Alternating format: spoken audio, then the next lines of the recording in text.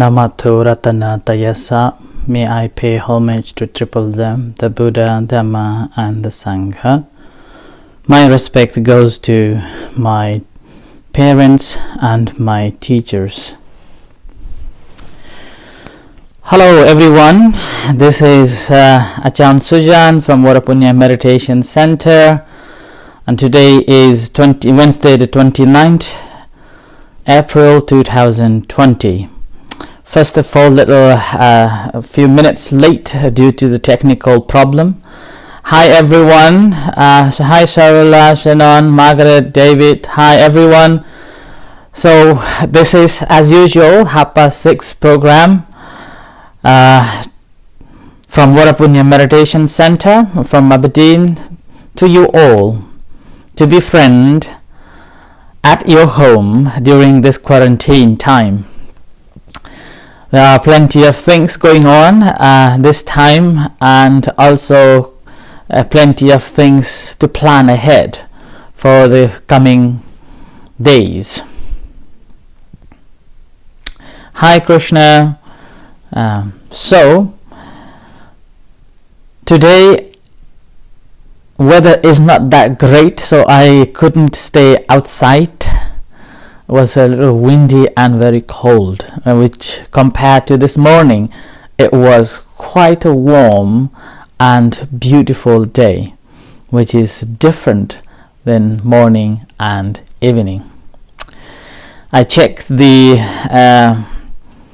death roll in UK, and sadly it's rose up to 26,000, which is sad to know.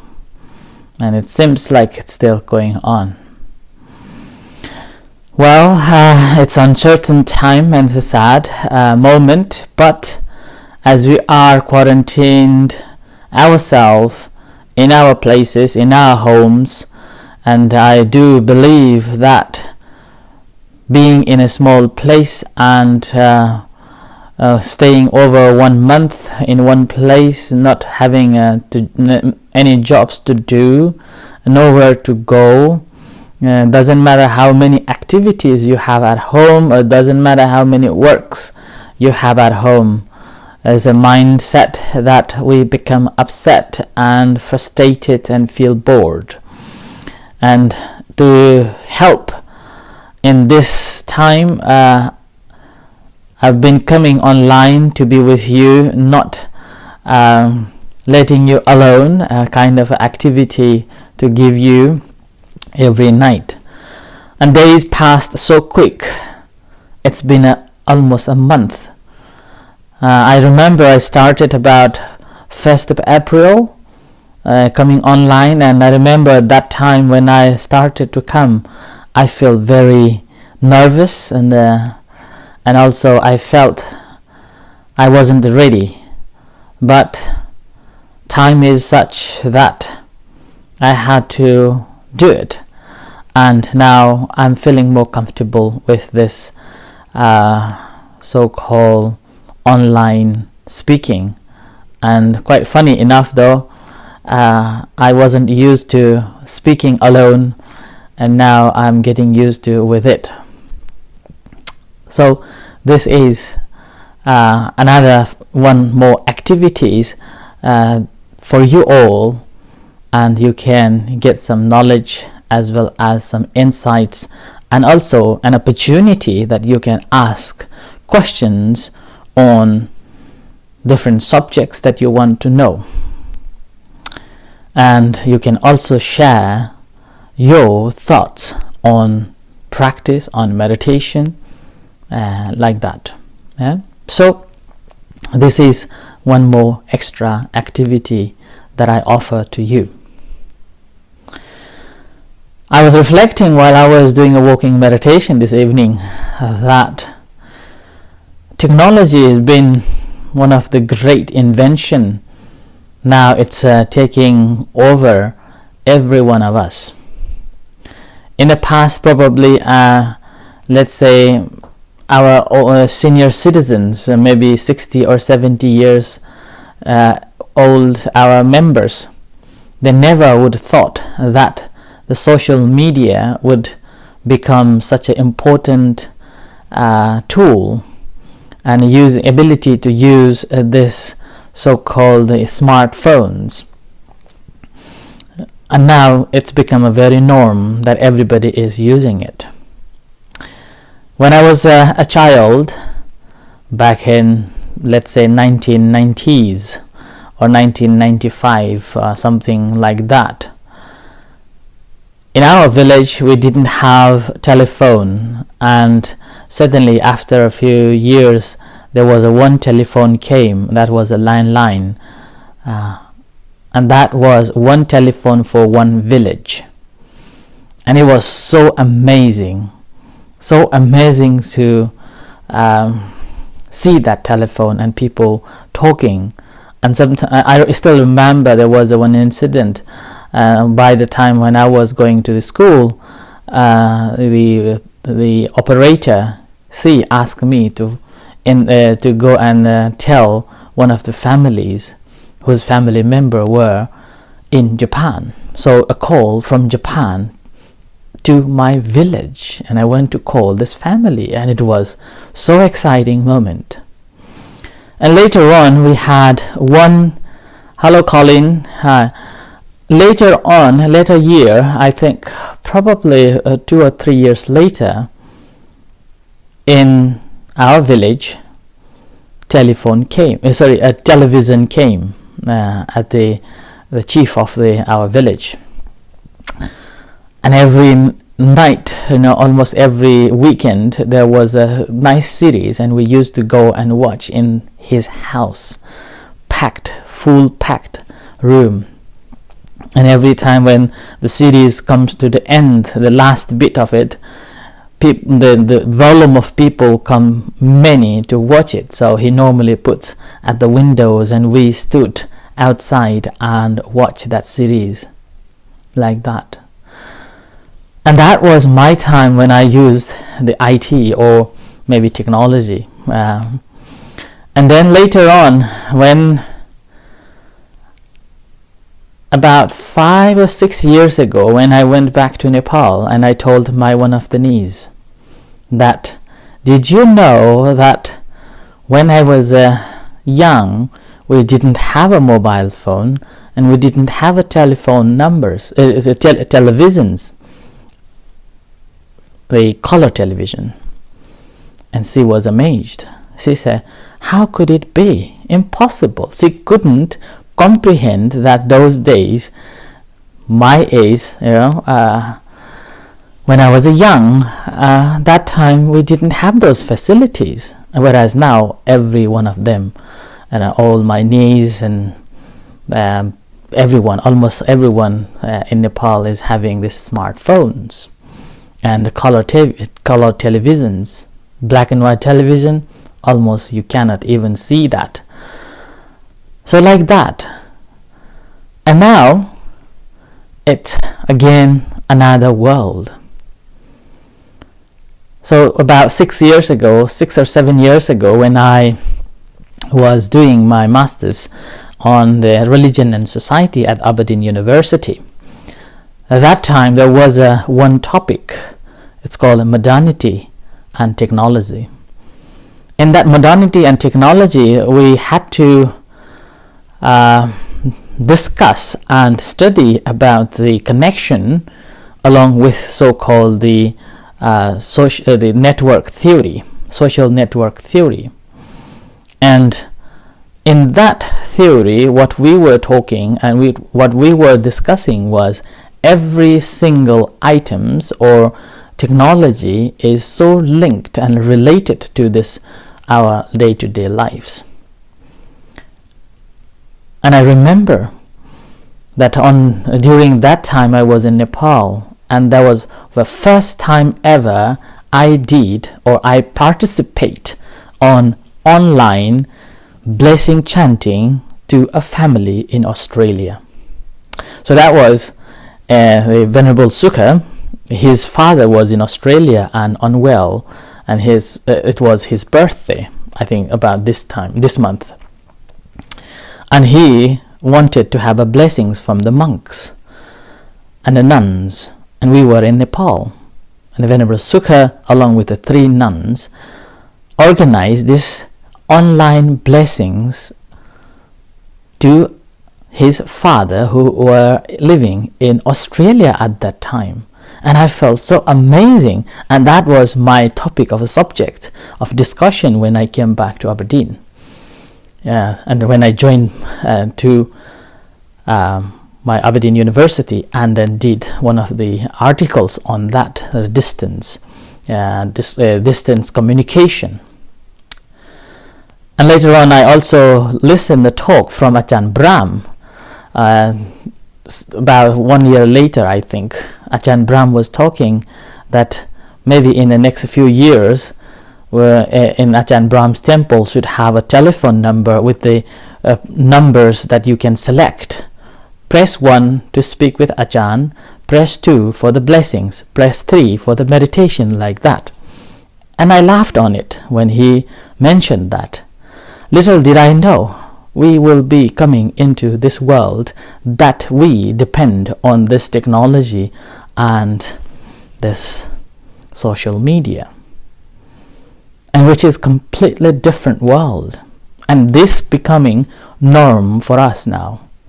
And gradually we will be engaging with it, and even after this lockdown released or end, and everything becoming a normal, but that normal again would be again on the basis of this technology and the way we look at the technology and the way we behave in our day-to-day life. So this is coming to be norm for us, a new world with a new information, a new way of living. When we look at that in a Buddhist perspective, what I can see that the Buddha mentioned that if we don't have the ethics or moral values in us, in our minds and our heart, every items become vulnerable and every items become very dangerous. It's like a gun given to a one who hasn't got the wholesome thoughts, and they can destroy everything. As long as one who is morally fit and practicing in accordance with the morality, and then constantly thinking of the relationship between one another, then there won't be any trouble with this media or with this technology. And obviously we can see that there are a number of virus created or spams and things invading our personal businesses and personal informations, and violating and causing disruptions like that. And that's why in a Buddhist perspective, as long as people are practicing in accordance with the moral values, then these technologies and invention won't harm anybody, won't harm anyone, only to bring the benefit towards the people, the humanity. But as soon as people will not practice or live in accordance with the moral values, then every bit of things become a danger and can cause massive problem in the humanity.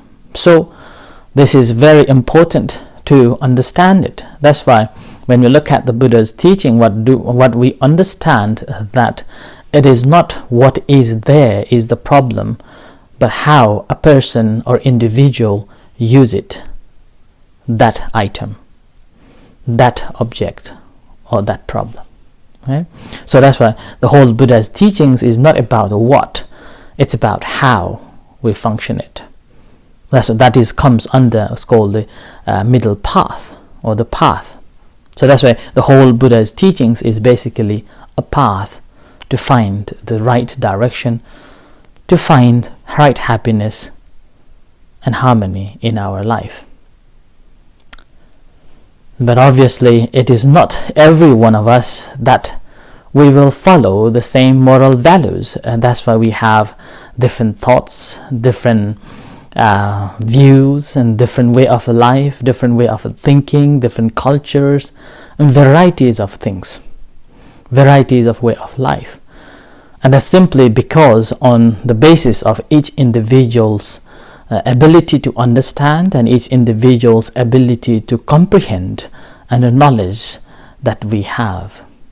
And again, it's also based on which community they are in and how much they are open. So with this, what we need to be careful that in general people have 4 types of behaviors. One, very impatient. So the first person who is very impatient, that simply means if something happens against with what he wishes for, or whatever something happened or somebody tells him, like assault or scold or abuse, or something happened what he didn't want it to be happening, or something that didn't happen what he wished for, it's become very impatient and immediately react. And a reaction with the resistance, hate, and hatred, anger, and jealousy, and those sort of mental sets. And with this, what happened is these impatient activities create more troubles within themselves and then too with others as well. The result is sometimes bring deadly and cause a lot of trouble. And the second is patient. And this patient is a wholesome value that one has to develop. And the patience is also known as the greatest austerity that one could have to develop this quality inside ourselves. One who is a patient is known as the great person who knows how to stop and how to behave. And this patience is basically using a wise attention to deal with the situation he comes across. And rather than reacting immediately, he will investigate cause and effects. So this is the second part. And the third behavior that is known as the taming. And this taming is basically people use different types and different methods to tame their mind. And that different types of different methods, as a result, every religion has got, or every faith has got, the so-called method of controlling the mind or the taming the mind. And this taming the mind again depends on which way, which form, how one is training to control their mind. And according to the Buddhism, taming the mind is simply to control the mind that is always engaging in the sensual pleasure, ill will, or thinking of a hatred or anger towards someone else, or there is ill will. So ability to control that and disconnect from these negativities and generating the positive. And the last behavior that people generally wish for is the calming the mind. And this calming the mind again is completely separation from so-called sensual pleasure, ill will, and desire, thought of hurting someone, thought of causing a trouble to someone, and these sort of all the negativities that normally we cultivate. So calming from those thoughts, an ability to recognize that thought, that this is the negative thought, and now I need to calm myself, compose myself, and then gradually lessening it, so slowing it down, and if possible, so gradually we'll let it go, and abandoning it, eliminating completely. And with the complete elimination of all the negativities in us, what happens is that's how we achieve the calmness of our mind. And these are the 4 basic behaviors that we can see that on the basis of that we can use these new norms properly, which way, whether we are impatiently behaving or patiently towards the harmony and benefit for ourselves and then to others. And that again comes under so-called the moral values and understanding the moral ethics. So with that, I will read out one reflection and also a form of a question from one of our members, as Karina, saying, "Good evening, Achan. Thank you for dedicating your time to answer, and thank you for your advice. I followed your talk and meditation practice and will continuing following. I'm trying to do meditation every day, and I think this is what I like to listen. I am trying to do meditation every day." I wish everyone is practicing in this way, at least of a few moments. Okay, and this practice of a meditation, so far I've been asking you to do about 10-15 minutes, and that's simply because you have plenty of time as you are living at home. But in the past, when we were so busy, I normally ask our members to practice not 10 minutes but 15 seconds of awareness every time when you do something else. 15 seconds of a practice of a mindfulness meditation. And regarding that, again, I think we'll come back sometime in the future. And she further writes, "Sometimes it's difficult." Well, I do understand that. It's not just sometimes, most of the time, because my son is around and interrupt me several times. He is only 3, so he doesn't understand and just want attention to play with me. Well, yes, when you have a small child with you, and particularly 3, 4, or 5 years, then it needs he or she needs a lot of attention from you. But again, this is a way to teach your children too. You can speak with your children and tell that, okay, mommy, daddy, now it's time for the meditation, and while meditating, just ignoring whatever he is doing. If he comes to play with you, let him come and play with you. Do not let him or her disturb you. Do not engage. So let him play with your body, let him play, come and stay in your laps, whatever. But your intention is 10 minutes time, you're not going to do anything. As long as you're keeping your child in a safe mode, in a safe place, there is no anything that may cause harms. Okay, so if you don't have any option and you have to meditate during your child is around, you can do in this way too. Take your child as your mind and train that way.